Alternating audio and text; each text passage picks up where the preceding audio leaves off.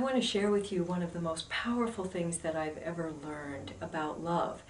And that is that the most powerful barrier to really having the love that you want in your life is an unloved part of you. When I really learned that trying to get love from somebody else that I wasn't giving to myself, when I started looking at that, it was the most magical move, and it's one of the things that I most appreciate about what I've learned in being with Gay. So if you're trying to get somebody else to love you for something that you don't love in yourself, it's never going to work. So because people who don't love themselves attract people who don't love themselves.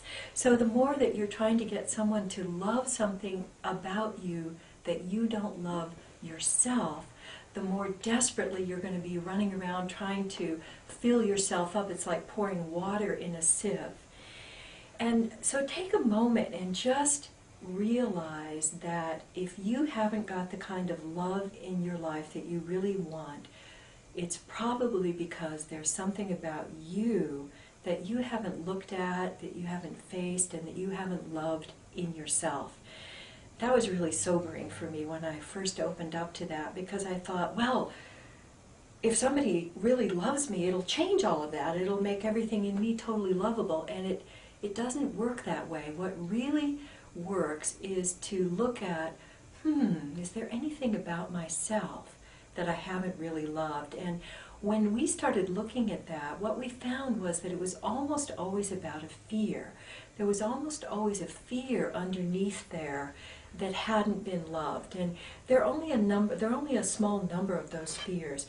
One of them is the fear of being abandoned. That was the most important one to me, that I was afraid that I was going to be left. And when I really opened up to noticing and appreciating that fear, it made a huge difference for me. Another fear that people really experience is the fear of being smothered, that they're afraid that love is going to take away their freedom and their open space. Those are the two big ones. But what we found is that if you genuinely take even just a moment to love what you think is unlovable, the fear in you actually dissolves. It's really quite amazing. Take a moment to notice what's your big fear. And then I'd like you to make the real magic move, which is loving yourself for what you're feeling. Take a moment right now to think of someone or something that you know you love, place or a person or your pet. I was just thinking of our beloved cat Lucy. And give yourself that same love for the fear that you're feeling, for the part of you that you think is unlovable. Take a moment now to love yourself for feeling unlovable.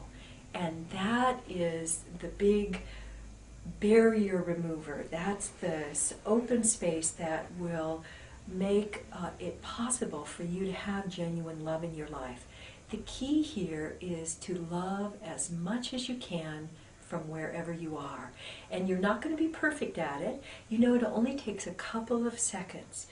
A couple of seconds can change your life, and those seconds you can build on, and loving yourself for 3 seconds, and then forgetting all about it, and then loving yourself for what you're feeling for 4 seconds.